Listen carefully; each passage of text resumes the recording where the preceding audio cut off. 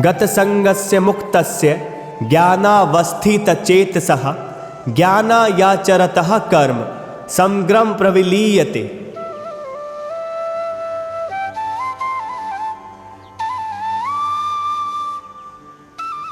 वो मनुष्य जिसकी आसक्ति सर्वथा मिट गई है, जो मुक्त हो गया है, उसका चित्त स्वरूप के ज्ञान में स्थित है, ऐसे केवल यज्ञ के लिए कर्म करने वाले मनुष्य के संपूर्ण कर्म विलीन हो जाते हैं।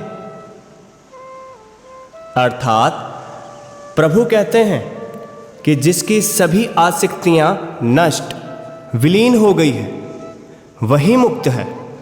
जिस व्यक्ति के मन में इच्छाएं, काम, क्रोध, लोभ, मोह एवं अहंकार होते हैं, वह मुक्त नहीं होता।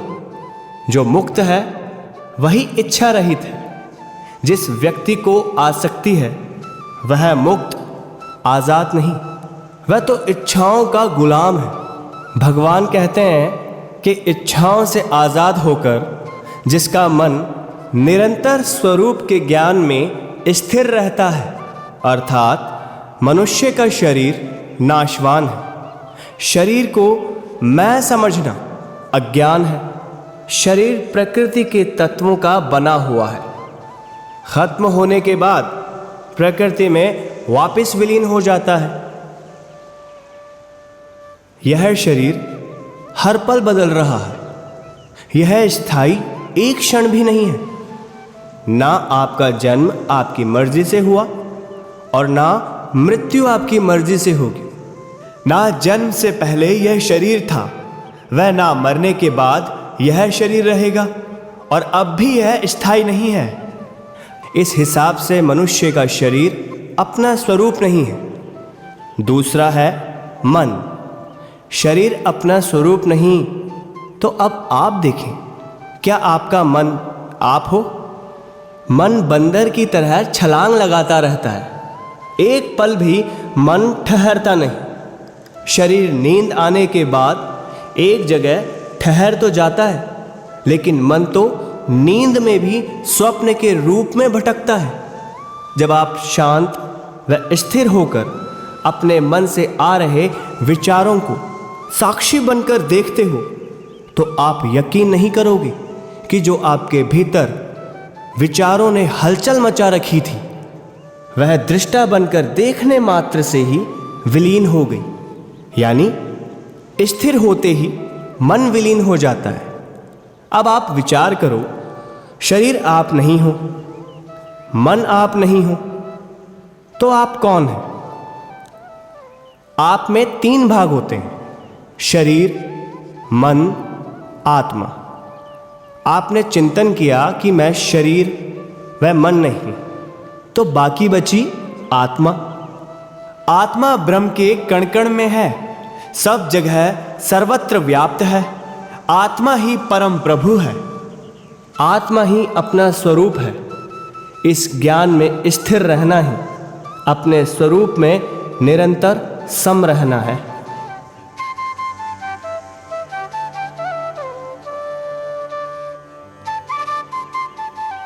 ऐसा व्यक्ति जो हर कर्म ऐसे करता है जैसे यज्ञ कर रहा हो, उसके सारे कर्म विलीन हो जाते हैं। एक क्रिया होती है, एक कर्म होता है। मनुष्य जवान से बूढ़ा हो जाता है, यह क्रिया है। क्रिया से ना पाप होता है, ना पुण्य, न बंधन होता है, न मुक्ति। अर्थात नदियों का बहना क्रिया है। अगर नदी में डूबकर चाहे कोई व्यक्ति मर जाए, चाहे उस नदी के पानी को व्यक्ति पशु, पक्षी, फसलें पिएं, दोनों अवस्था में नदी को पाप पुण्य नहीं लगता, क्योंकि नदी का बहना एक क्रिया है। जब व्यक्ति क्रिया से संबंध जोड़कर कर्ता बन जाता है, तब अपने लिए क्रिया करता है, तब वह क्रिया फल की इच्छा से कर्म बन जाता है। कर्म से बंधन होता है। कर्म बंधन से छूटने के लिए जब मनुष्य अपने लिए कुछ नहीं करता, निस्वार्थ भाव से केवल दूसरों के लिए कर्म करता है, तब वह कर्मयोगी बन जाता है। कर्मयोग से बंधन छूटता है, बंधन मिटने से योग हो जाता है, अर्थात प्रभु के साथ विलीन हो जाता है। आत्मा को परम में विलीन कर देना ही खुद के स्वरूप में स्थित रहना होता है। ऐसा योगी कर्म ऐसे करता है जैसे यज्ञ कर रहा है। यज्ञ अर्थात अपने से किसी दूसरे को कोई वस्तु देना यज्ञ है।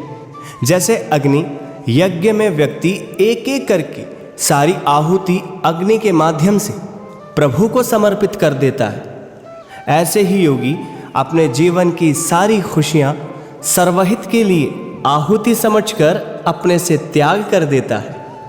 दूसरों को देना यज्ञ है और उस योगी के सारे कर्म यज्ञ में आहुति त्याग देने से विलीन हो जाते हैं।